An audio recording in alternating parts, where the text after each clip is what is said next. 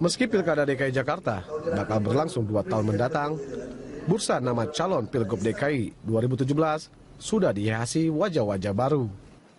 Ada petahana Basuki Cahayapurnama, Sandiaga Uno, Adiaksa Daud, Ridwan Kamil, dan Tri Risma hari ini. Dari nama yang sudah muncul, calon petahana Basuki alias Ahok masih kuat dan tak mudah dikalahkan. Para calon harus lebih kerja keras untuk dapat mengalahkan mantan Bupati Belitung Timur itu, terutama dengan melihat elektabilitas Ahok yang jauh potensial untuk kembali menduduki kursi nomor 1 di DKI itu. Hal ini yang ditunjukkan melalui hasil survei Saiful Mujani Research and Consulting SMRC yang menunjukkan peluang Ahok untuk terpilih di 2017 lebih tinggi dibanding calon lawan-lawannya. Meski belum menentukan pilihan akhirnya, warga DKI masih menginginkan Ahok kembali memimpin. Terbukti dengan jawaban spontan atau top of mind, 23,5% responden memilih Ahok.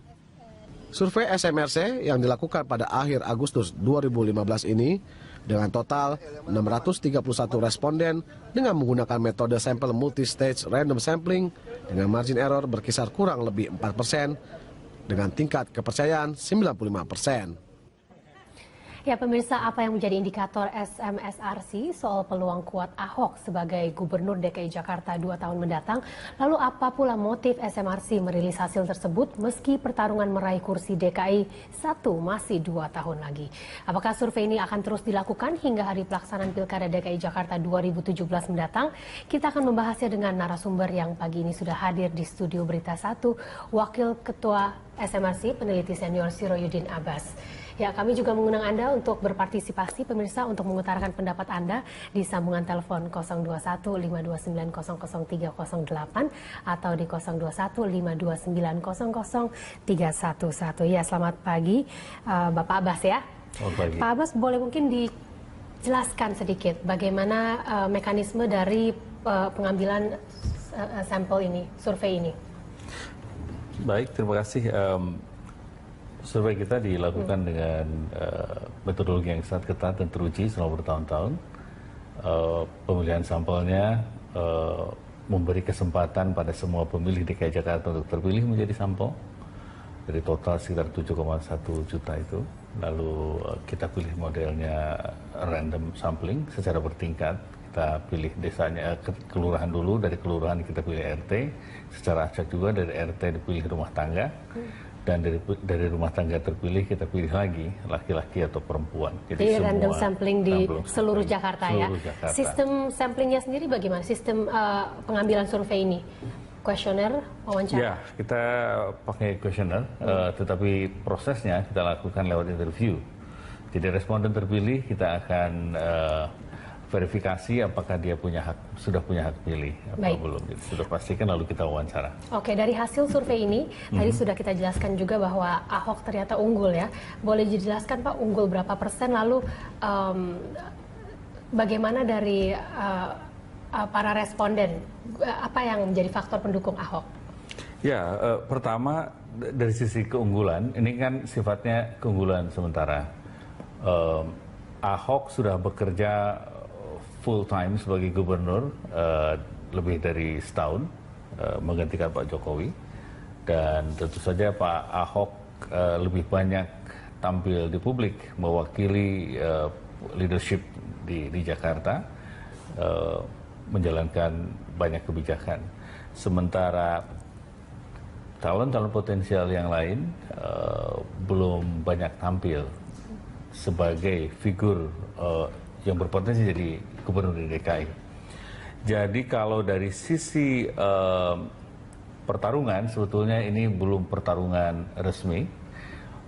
Kalaupun Pak Ahok sekarang unggul, tentu saja kita harus sebutkan situasi saat ini ketika tokoh-tokoh potensial yang lain belum bekerja seperti Ahok, baik di media maupun real program di DKI. Ini kan Ahok unggul 20%, lebih 23,5%. Sekitar 20%. Oke, ini dibandingkan dengan kandidat-kandidat lainnya, seberapa jauh sih bedanya Pak? Untuk saat ini memang bisa dimengerti karena jarak sekitar 20,5% misalnya dengan saingan terdekatnya Ridwan Kamil, lalu Pak Fauzi Saingan Bowo. terdekatnya Pak Ridwan Kamil ya? Iya, Oke. 3% di pertanyaan terbuka, top of mind. Pertanyaan kita, kalau Pilkada DKI Jakarta dilaksanakan saat ini, siapa calon yang akan Ibu pilih? Siapa yang terlintas di benak Anda begitu ya? Jadi Gubernur DKI ya 23,5%, Pak Ahok, 3% Pak Ridwan Kamil, seterusnya ada Bedanya Pak cukup Fauzi Bowo. signifikan ya? Ya, itu bisa dimengerti. Menurut saya tidak terlalu mengagetkan, meskipun jauh, tapi jauh itu bisa dijelaskan dengan intensitas interaksi antara tokoh-tokoh itu dengan publik pemilih Jakarta. Ahok lebih intensif, Ahok setiap hari muncul di TV, di seluruh media, keluar di kelompok-kelompok masyarakat, sementara yang lain kan masih berjarak, belum bekerja di DKI. Baik, selain Ridwan Kamil tadi, kandidat kuat lainnya siapa lagi Pak? Ada Bu Risma, ada di 1,4%, ada juga Pak Fauzi Bowo masih disebut sekitar 2,1%.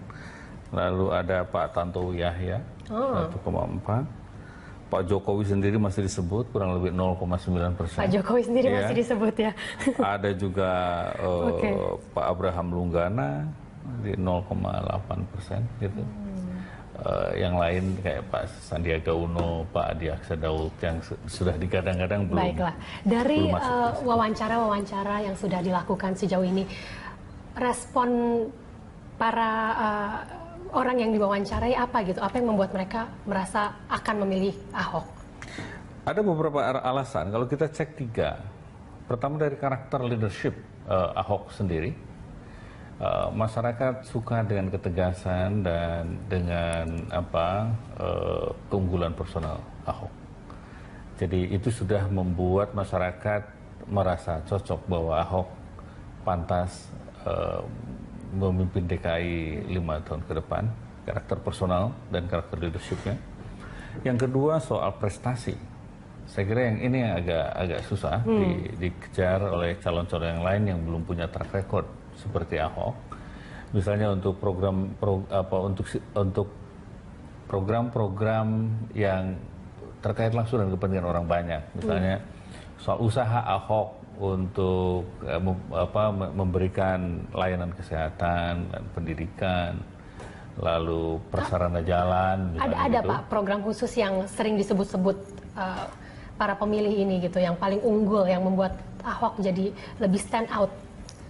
Ya, misalnya program pendidikan yang dilanjutkan dari itu, kesehatan, lalu usaha Ahok untuk mengatasi problem jalan raya yang sempit sekarang diperbaiki yang baik gitu.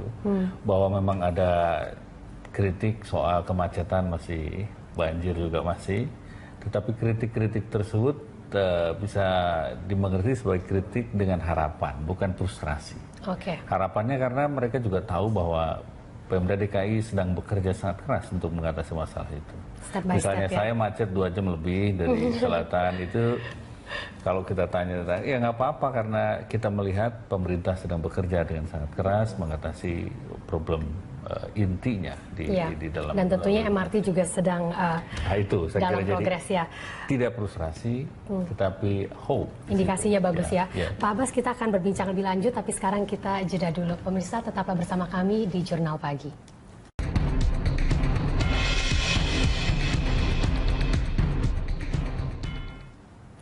Ya, kembali di Jurnal Pagi bersama saya Luisa Kusnanda, dan kita lanjutkan dialog pagi ini bersama dengan peneliti senior Pak Siroyudin Abbas. Bapak menyebutkan ada 3 hal yang menjadi faktor-faktor keunggulan Ahok dari hasil survei Bapak ini. Yang pertama leadership, kedua prestasi, lalu yang terakhir apa nih Pak? Yang terakhir saya kira yang paling soal kesesuaian antara kebutuhan Jakarta untuk melakukan pembaruan terus-menerus dengan cara kerja Pak Ahok. Misalnya ketegasan dan keberanian itu diterima sebagai indikator kepemimpinan yang memang diharapkan dan cocok saat ini. Ibaratnya kalau Jakarta ini kan sudah terlalu lama dihinggapi oleh berbagai penyakit menahun, mulai dari sampah, mulai dari macet, mulai dari banjir, penempatan ruang yang tanpa izin seterusnya, itu udah bertahun-tahun. Itu butuh pemimpin yang bisa mengebrak itu, membuat goncangan sehingga sesuatu yang salah tetapi sudah berlangsung bertahun-tahun dan diterima sebagai sesuatu yang ini bisa digoncang dan dibenahi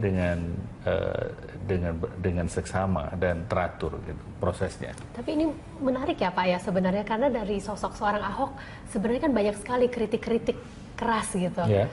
Tapi ternyata masyarakat responden masih mengunggulkan Ahok begitu ya. Nah, ini kita melihatnya karena semua perubahan sosial terutama itu meniscayakan penolakan, resistensi, dan meniscayakan juga pendukung.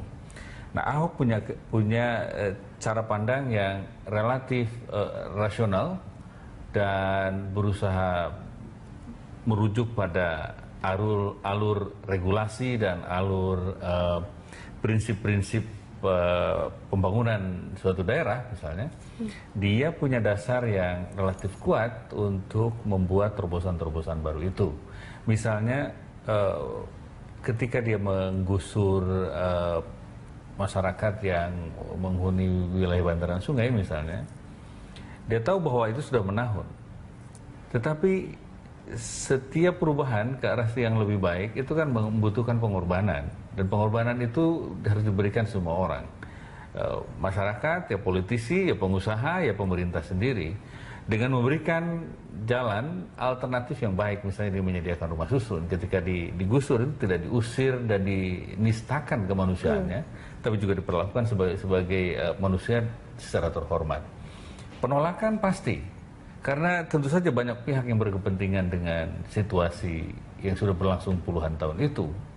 Tetapi kalau Ahok kompromi dengan itu, tidak akan ada penyelesaian dan tidak akan ada perbaikan. Ya. Jadi leadership yang seperti itulah yang ditunjukkan Ahok dengan ketegasannya. Jadi masyarakat kelihatannya memandang bahwa model leadership yang seperti itu yang cocok dengan kebutuhan Jakarta saat ini. Jadi karakter personal, lalu prestasi, lalu kesesuaian antara personal leadership dengan konteks tantangan yang sedang dihadapi oleh masyarakat. Baik.